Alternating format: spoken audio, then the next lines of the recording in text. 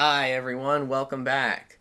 So we're going to be continuing with our theme of the two knights defense. This time we're going to be looking at a variation called the Traxler. This is a variation where the black pieces can roll the dice and take a risk, see if it works out. And let's go ahead and take a look at it. I'll kind of show some ideas for both sides on how to handle this one. Myself, I think it's a little bit risky, so I probably wouldn't try this one as the black pieces. Although, after doing this video, I think I'm going to have to try it out a little bit. And I don't know, you come back in a few weeks, maybe I'll say, oh, I love the Traxler, catches people off guard. I don't know, let's see. I just try to avoid risk sometimes. Okay, so two knights defense. We're going for the fork on f7. Normally we've seen, that pawn to d5 is the normal move, that it shuts down the diagonal.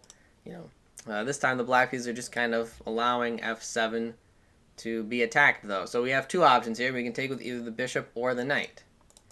Right? The black pieces, they're just developing this bishop. They're just ignoring f7. So let's first of all take a look at if knight takes. Let's go ahead and give that fork, right? The queen and the rook are both attacked. Well, I wouldn't do this as the white pieces, because this is actually exactly what the black pieces want you to do. And I sometimes try to just think about, well, what does my opponent want? And then just try to prevent them from doing that. Like, this is what they want you to do. Bishop takes f2 is the move. King takes bishop.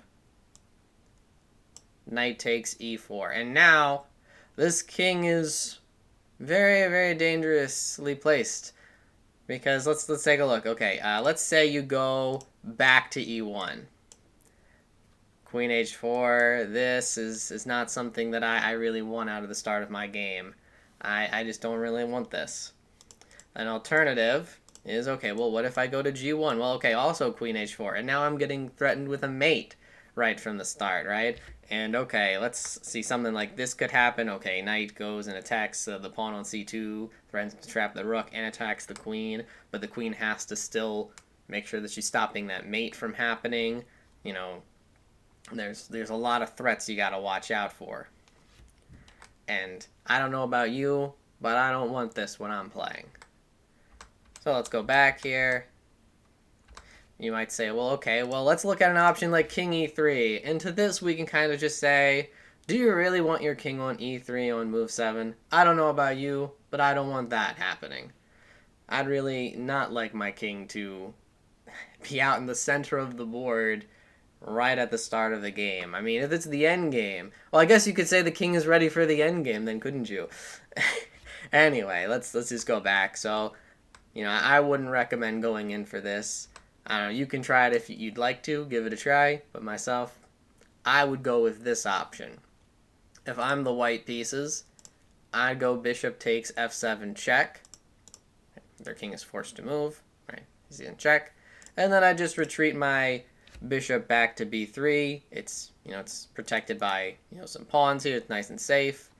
And it just keeps it a little more simple and a little more solid, I'd say, of a setup than having a king on e3.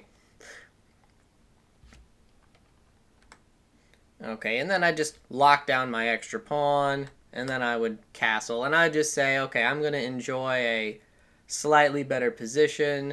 I have an extra pawn, it's a little bit simpler, and this is what I would go for if I was the white pieces.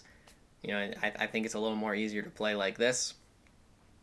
Anyway, that is my take on the Traxler, some hints for if you're playing this one. And yeah, thanks for watching. That's going to be it for this video, and I'll see you later. Thanks for watching. Bye.